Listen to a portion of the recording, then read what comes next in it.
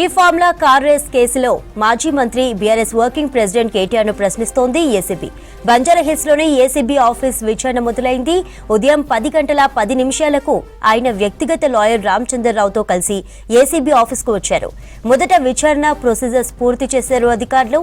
ఆ తర్వాత enquiry team విచారణ మొదలుపెట్టింది. ఇక విచారణలో ప్రధానంగా కేబినెట్ అనుమతి లేకుండా నిధులు కేటాయించడంపై కీలకంగా ప్రశ్నిస్తోంది ఏసీబీ. నిన్న ఐఏఎస్ అధికారి అరవింద్ కుమార్ ఇదే కేసులో ఏసీబీకి స్టేట్మెంట్ ఇచ్చారు. ఇది కూడా ఇవాల్టి కేటీఆర్ విచారణలో కీలకం కానుంది. ఐఏఎస్ దానకిషోర్ ఇచ్చిన కంప్లైంట్ తో పాటు నిన్న అరవింద్ కుమార్ స్టేట్మెంట్ ఆధారంగా కేటీఆర్ ను క్వశ్చన్ చేస్తున్నట్టుగా తెలుస్తోంది. విచారణలో కేటీఆర్ ను 30 నుంచి 40 ప్రశ్నలు అడిగే ఛాన్స్ ఉంది. రూల్స్ పాటించకుండా ఎన్నికల కోడ్ అమల్లో ఉన్న టైంలో 55 కోట్ల రూపాయల నిధులను మళ్లించడంపై కేటీఆర్ పై అభియోగాలున్నాయి. ఇక నిన్నటి విచారణలో ఐఏఎస్ అధికారి అరవింద్ కుమార్ కీలక విషయాలు వెల్లడించినట్టు తెలుస్తోంది. అన్ని అగ్రిమెంట్లు అప్పటి మున్సిపల్ శాఖ మంత్రి కేటీఆర్ పర్యవేక్షణలోనే జరిగాయని అరవింద్ కుమార్ చెప్పినట్టు సమాచారం. ఆయన ఆదేశాలతోనే చెల్లింపులు జరిపామని ఏసీబీ ఎదుట అరవింద్ కుమార్ వెల్లడించినట్టు తెలుస్తోంది. రేస్ నిర్వహణ కోసం ఎంఏయుడి, హెచ్ఎండిఏ నిధులను ఎట్లా ఖర్చు చేయాలనుకున్నది కూడా కేటీఆర్ఏ చెప్పారని వివరించారు అరవింద్ కుమార్. ఇక మరోవైపు పైనుంచి వచ్చిన ఆదేశాలతోనే హెచ్ఎండిఏ బోర్డు నుంచి నిధులు ట్రాన్స్ఫర్ చేసినట్లు ఈడీ ముందు హెచ్ఎండిఏ మాజీ చీఫ్ ఇంజనీర్ బిఎల్ఎన్ రెడ్డి స్పష్టం చేశారు. ఫార్ములా ఈ రేస్ కేసు విచారణలో భాగంగా నిన్న ఏసీబీ ముందు అరవింద్ కుమార్, ఈడీ ముందు బిఎల్ఎన్ రెడ్డి హాజరయ్యారు. ఎస్పీ, 2 అడిషనల్ ఎస్పీలు సహా మొత్తం 5 సభ్యుల టీం అరవింద్ కుమార్ ను సాయంత్రం 4 గంటల 30 నిమిషాల వరకు ఆయన స్టేట్మెంట్ రికార్డ్ చేసింది.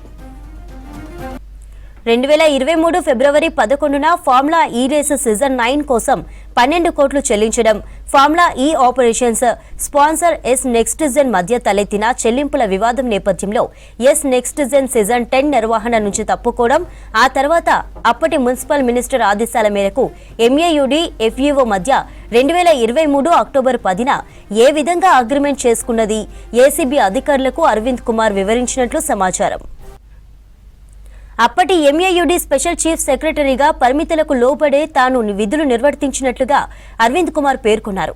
తన పరిధిలోని మున్సిపల్ శాఖ రూల్స్ అండ్ రెగ్యులేషన్స్ ను అతిక్రమించలేదని వెల్లడించారు. నిధుల కేటాయింపులు, ఖర్చుకు సంబంధించిన విధి విధానాలు, ప్రభుత్వ జీవోల ఆధారంగా అరవింద్ కుమార్ స్టేట్మెంట్ ఇచ్చినట్లు తెలిసింది. ఏసీబీ ప్రధానంగా ఫార్ములా ఈ రేస్ కు సంబంధించిన అగ్రిమెంట్స్ పై ఆరా తీసింది. ఫార్ములా ఈ ఆపరేషన్స్ ప్రపోజల్స్ ఎవరు తీసుకువచ్చారనే కోణంలో విచారించింది.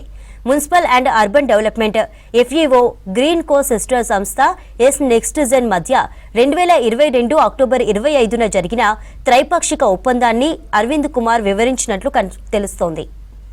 కేటీఆర్ ఏసీబీ విచారణకు సంబంధించిన డీటెయిల్స్ సదానందం అందిస్తారు. సదా, అప్డేట్స్ ఏంటి?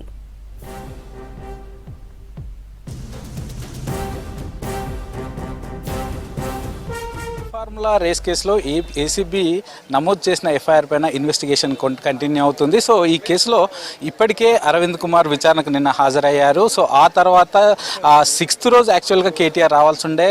ఆ రోజు కేటీఆర్ నేను నా న్యాయవాదితో అనుమతిస్తేనే మాత్రమే నేను ఇన్వెస్టిగేషన్కి వస్తాను కేటీఆర్ చెప్పి ఇక్కడి నుంచి వెళ్ళిపోయాడు. ఆ తర్వాత వాళ్ళు హైకోర్టుకి వెళ్ళారు. సో హైకోర్టు కూడా డైరెక్ట్గా మీతో న్యాయవాదిని అనుమతిస్తాం కానీ వాళ్ళని ఇన్వెస్టిగేషన్లో ఇంటర్ఫియర్ చేయం, కేవలం విజిబుల్గా చూసుకోవాలంటూ కూడా హైకోర్టు కూడా అవే ఆదేశాలు ఇచ్చింది. సో దీంతో ఈరోజు కాసేపటి క్రితం అంటే ఎగ్జాక్ట్లీ 10 o'clockకి కేటీఆర్ ఏసీబీ విచారణకు వచ్చారు. సో దానికంటే ముందు వాళ్ళ ఇంటి దగ్గర ప్రెస్ మీట్ పెట్టి, నందినగర్లోని కేటీఆర్ ఇంటి దగ్గర ప్రెస్ మీట్ పెట్టి ఆ తర్వాత ఏసీబీ విచారణ వచ్చారు. సో లాస్ట్ 1 hourగా కేటీఆర్ విచారణ అయితే జరుగుతుంది. సో ముఖ్యంగా ఈ ఫార్ములా కేసుకు సంబంధించి 10th సీజన్కి సంబంధించి ఎఫ్ఈఓ, యూకేకి సంబంధించిన ఎఫ్ఈఓకి 55 కోట్ల నిధులు మళ్లించడం పైన ప్రస్తుతానికి అయితే మొత్తం కూడా ఇన్వెస్టిగేషన్ జరుగుతుంది. దానిలో భాగంగానే నిన్న అప్పటి హెచ్ఎండిఏ ప్రిన్సిపల్ సెక్రటరీగా ఉన్నటువంటి అరవింద్ కుమార్ను నిన్న ఈవినింగ్ వరకు క్వశ్చన్ చేశారు. ఆల్మోస్ట్ 8 hours పాటు క్వశ్చన్ చేశారు. సో ఆయన దగ్గర నుంచి తీసుకున్న ఇన్ఫర్మేషన్ ప్రకారం ప్రస్తుతం ప్రస్తుతం కేటీఆర్కి ఒక క్వశ్చనీర్ తయారు చేసి దాని ప్రకారంగానే ప్రస్తుతానికి కేటీఆర్ని అయితే విచారణిస్తున్నారు. సో దీనిలో భాగంగా నిన్నంత విచారణలో అరవింద్ కుమార్ను విచారణ చేసినప్పుడు ఆయన క్లియర్గా చెప్పారు. సో అప్పట్లో ఉన్నటువంటి మంత్రి, మున్సిపల్ శాఖ మంత్రిగా ఉన్నటువంటి కేటీఆర్ ఆదేశాలతోటే మేము అక్కడికి FEO సంస్థకు 55 కోట్ల నిధులు ట్రాన్స్ఫర్ చేయాల్సి వచ్చింది. సో ఆయన ఇచ్చిన ఆదేశాల ప్రకారమే, సో అప్పట్లో అర్జెన్సీ ప్రకారం అంటే కేటీఆర్ చెప్పినట్లు అర్జెన్సీగా అప్పటిదప్పుడు, ఎందుకంటే అంతకుముందు ఉన్న కంపెనీ అందు నుంచి వైదొలగడం, అంతకుముందుకు ఇటు HMDA అలాగే నెక్స్ట్ వచ్చేసి FEO మరో కంపెనీ, 3 కంపెనీలకు కలిపి 9th సీజన్ జరిగింది. కానీ 10th సీజన్కి వచ్చేసరికి ఆ కంపెనీ తప్పుకోవడంతో దీంతో డైరెక్ట్గా HMDAనే ఇన్వాల్వ్ అయ్యి మీరే డబ్బులు పంపాలని కేటీఆర్ చెప్పడంతో ఆ 55 కోట్లు కూడా ట్రాన్స్ఫర్ చేయాల్సి వచ్చిందంటూ కూడా నిన్న అరవింద్ కుమార్ చెప్పారు. సో దీని ప్రకారం అరవింద్ కుమార్ ఇచ్చిన దాని స్టేట్మెంట్ ప్రకారం ప్రస్తుతానికి కేటీఆర్ విచారణ అయితే జరుగుతుంది. సో దానిలో భాగంగానే అప్పుడు కేటీఆర్ ఎందుకు అంటే ఈ రూల్స్ అన్ని కూడా వయలేషన్ చేసి ఎందుకు 55 కోట్లు ట్రాన్స్ఫర్ చేయమని కీలక ఆదేశాలు ఇచ్చారనే అంశంపైన అయితే ప్రస్తుతానికి ఇన్వెస్టిగేషన్ జరుగుతుంది. దాని ప్రకారమే క్వశ్చనీర్ కూడా రెడీ చేసి ప్రస్తుతానికి క్వశ్చన్ చేస్తున్నారు. సో ముఖ్యంగా ఇటు ACB అధికారులు వీళ్ళు నమోదు చేసిన FIRలో భాగంగానే లేకపోతే వీళ్ళ అభియోగాలు కానీ ముఖ్యంగా 5 అభియోగాలు ఉన్నాయి. సో దానిలో ఫస్ట్ విషయానికి వచ్చినట్లయితే అసలు కేబినెట్ అనుమతి లేకుండా మీరు 55 కోట్లు ఎందుకు పంపాల్సి వచ్చింది అనే అంశంపైన అయితే ప్రస్తుతానికి కేటీఆర్ను క్వశ్చన్ చేస్తున్నారు. ఎందుకంటే ఏదైనా ప్రభుత్వానికి సంబంధించి 10 కోట్లకు మించి నెక్స్ట్ అక్కడ 10 కోట్లకు మించి ట్రాన్స్ఫర్ చేయాల్సి ఉంటాయి, తప్పకుండా వాళ్ళు ఆ 10 కోట్లకు మించి చేయాల్సి ఉంటే తప్పకుండా కేబినెట్ అనుమతి తీసుకోవాల్సి ఉంటుంది.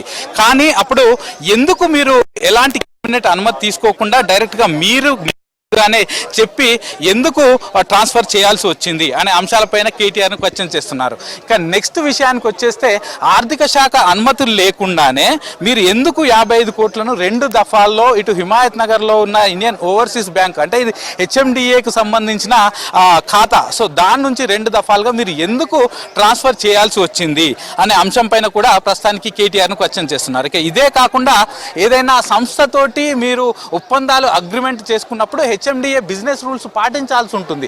కానీ ఇప్పుడు ఈ FEO సంస్థతో చేసుకున్న అగ్రిమెంట్లో మాత్రం ఎలాంటి బిజినెస్ రూల్స్ ఫాలో అవ్వకుండా మీరు ఎందుకు అగ్రిమెంట్ చేసుకోవాల్సి వచ్చింది అనే అంశం పైన కూడా ప్రస్తుతానికి కేటీఆర్ను క్వశ్చన్ చేస్తున్నారు. ఇదే కాకుండా నెక్స్ట్ ఆ టైంలో అంటే వీళ్ళు అగ్రిమెంట్ చేసుకున్న టైంలో అప్పుడు ఎలక్షన్ కోడ్ ఉండే, జనరల్ ఎలక్షన్స్ జరుగుతున్నాయి, అది అక్టోబర్ 2023 ఆ టైంలో జనరల్ ఎలక్షన్స్ జరుగుతున్న టైంలో ఎలక్షన్ కోడ్ ఉంది. సో ఎలక్షన్ కోడ్లు ఉన్న టైంలో ఏదైనా పనులు చేయాలన్నా అసలు బిల్లులే కామన్ వర్క్స్కు బిల్లులే శాంక్షన్ కావు. సో అట్లాంటి టైంలో సో ఇంత పెద్ద అమౌంట్ ఎలక్షన్ కమిషన్కి ఎట్లాంటి ఇన్ఫర్మేషన్ ఇవ్వకుండా మీరు ఎందుకు ట్రాన్స్ఫర్ చేయాల్సి వచ్చింది అనే ఈ 5 వయలేషన్స్ పైన ప్రస్తుతానికైతే క్వశ్చనీర్ జరుగుతుంది. సో ఇప్పటికే కేటీఆర్ చెప్పుకున్నట్లయితే అప్పుడు అర్జెన్సీ కాబట్టి నేనే గతంలో కేటీఆర్ ప్రెస్ మీట్ పెట్టినప్పుడు కూడా చెప్పాడు, అంటే ఈ FIR జరిగినప్పుడు కూడా నేనే అరవింద్ కుమార్ కానీ ఇటు HMDAకు కానీ వాళ్ళకు నేనే ఇన్ఫర్మేషన్ ఇచ్చాను, నేను చెప్పడంతో నా ఆదేశాలతోటే వాళ్ళు అప్పుడు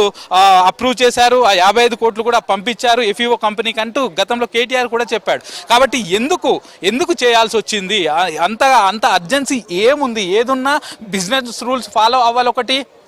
నెక్స్ట్ విదేశీ కంపెనీకి అంత పెద్ద మొత్తంలో డబ్బులు పంపినప్పుడు RBI రూల్స్ ఫాలో కావాలి. ఇప్పుడు RBI రూల్స్ వీళ్ళు ఫాలో కాకపోవడం వల్ల సుమారు 8 కోట్లకు పైగా డబ్బులు వీళ్ళకు ట్యాక్స్ రూపంలో ఎక్స్ట్రా పెనాల్టీ పడింది HMDAకి. సో దీనికి కూడా మీరే బాధ్యులు కాబట్టి ఇదంతా ఎందుకు చేయాల్సి వచ్చింది అనే యాంగిల్లో కూడా ప్రస్తుతానికి అయితే కేటీఆర్ను విచారణ చేస్తున్నారు. సో లాస్ట్ 1 అవర్గా ప్రస్తుతానికి కేటీఆర్ విచారణ అయితే జరుగుతుంది. సో ఒకవైపు నిన్న అరవింద్ కుమార్ ఏదైతే స్టేట్మెంట్ ఇచ్చారో సో అదంతా కూడా స్టేట్మెంట్ని కేటీఆర్ ముందుంచుతారు.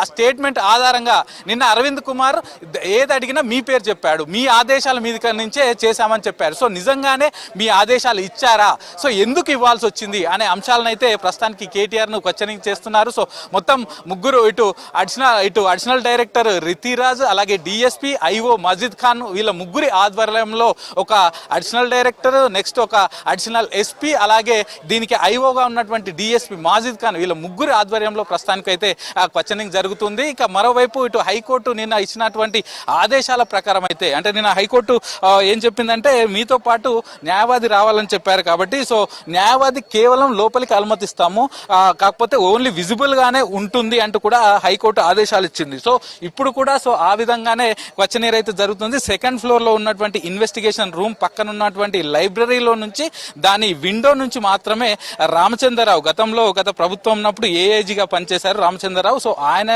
కేవలం విజిబుల్ గా ఈ లైబ్రరీలో కూర్చొని మాత్రమే చూడాలంటూ నిన్న హైకోర్టు ఆర్డర్స్ ఇవ్వడంతో సో ఆ విధంగానే ప్రస్తుతానికైతే ఇన్వెస్టిగేషన్ జరుగుతుంది. సో కేటీఆర్ క్వశ్చనీర్ అయితే ఇటు ఇన్వెస్టిగేషన్ అయితే లాస్ట్ 1 అవర్ నుంచి జరుగుతుంది. సో ఈ రోజు అంటే ఇన్వెస్టిగేషన్ కు సంబంధించి మనం నిన్న అరవింద్ కుమార్ ఇన్వెస్టిగేషన్ నిన్న మార్నింగ్ 10 o'clock నుంచి ఈవినింగ్ 6 o'clock వరకు జరిగింది. అంటే ఆల్మోస్ట్ 10 hours పాటు జరిగింది. సో ఇటు కేటీఆర్ ని పర్సనల్ గా క్వశ్చనీర్ చేస్తారు. అలాగే దీంతో పాటు నిన్న అరవింద్ కుమార్ ఇచ్చినటువంటి స్టేట్మెంట్ ఆధారంగా కూడా క్వశ్చన్ చేస్తారు. కాబట్టి ఈ రోజు కేటీఆర్ ను కూడా ఈవినింగ్ వరకు క్వశ్చన్ చేసే అవకాశం ఉంది. ఈ రోజు ఈవినింగ్ 6 o'clock వరకు కేటీఆర్ అయితే విచారణ జరుగుతుంది. మధ్యలో ఒక 1 hour పాటు ½ an hour to 1 hour పాటు బ్రేక్ ఇచ్చే అవకాశాలు ఉంటాయి, అది లంచ్ టైంలో. కానీ క్వశ్చనింగ్ మాత్రం ఇన్వెస్టిగేషన్ మాత్రం ఈ రోజు ఈవినింగ్ వరకు పూర్తిగా ఈ ఫార్ములా రేసుకు సంబంధించి ఎలా జరిగింది, ఏంటి అసలు మొదటి నుంచి ఏం జరిగింది అనే అంశాలపైన అయితే విచారణ ఉండనుంది. సో యాక్చువల్ గా 9th సీజన్ కు సంబంధించి వీళ్ళు మొదటగా అంటే ఇటు హెచ్ఎండిఏ అంటే తెలంగాణ ప్రభుత్వం నుంచి హెచ్ఎండిఏ, ఎఫ్యూఓ కంపెనీ, ఏస్జన్ నెక్స్ట్ కంపెనీ, సో ఈ మూడింటికి సంబంధించి ఒప్పందం జరిగింది. సో ఆ తర్వాత 9th సీజన్ జరిగింది, అయిపోయింది. నెక్స్ట్ 10th సీజన్ కు వచ్చేసరికి మాత్రం ఏస్ నెక్స్ట్ జన్ కంపెనీ ఇందులో నుంచి తప్పుకుంది. సో వాళ్ళకి ఇబ్బందులు ఉండడంతో దీనిలో నుంచి తప్పుకుంది. సో అప్పుడు హెచ్ఎండిఏ డైరెక్ట్ గా ఇన్వాల్వ్ అయ్యి హెచ్ఎండిఏనే వాళ్ళకి సంబంధించిన డబ్బులు మొత్తం చెల్లించాల్సి వచ్చింది. అప్పుడు ఆ కేటీఆర్ ఆదేశాలతోటి ఏస్ నెక్స్ట్ జన్ కంపెనీ తప్పుకుందని చెప్పడంతో దానిపైన ఎలాంటి కేబినెట్ డిసిషన్ తీసుకోకుండా, ఇటు ఫైనాన్షియల్ డిపార్ట్మెంట్ నుంచి ఎట్లాంటి పర్మిషన్ తీసుకోకుండా, ఆర్బీఐ రూల్స్ ఫాలో అవ్వకుండా, అప్పట్లో ఉన్నటువంటి ఎలక్షన్ కోడ్ లో ఇటు ఎలక్షన్ ఆఫీసర్స్ కు ఎలాంటి ఇన్ఫర్మేషన్ ఇవ్వకుండా డైరెక్ట్ గా ఎందుకు మీరు డబ్బులు ట్రాన్స్ఫర్ చేయాల్సి వచ్చిందనే అంశాలపైన అయితే ప్రస్తుతానికి క్వశ్చనింగ్ జరుగుతుంది. సో ఈ ఇన్వెస్టిగేషన్ అయితే ఈ రోజు 6 o'clock వరకు ఈవినింగ్ వరకు జరిగే అవకాశాలు కనిపిస్తున్నాయి చంద్రిక.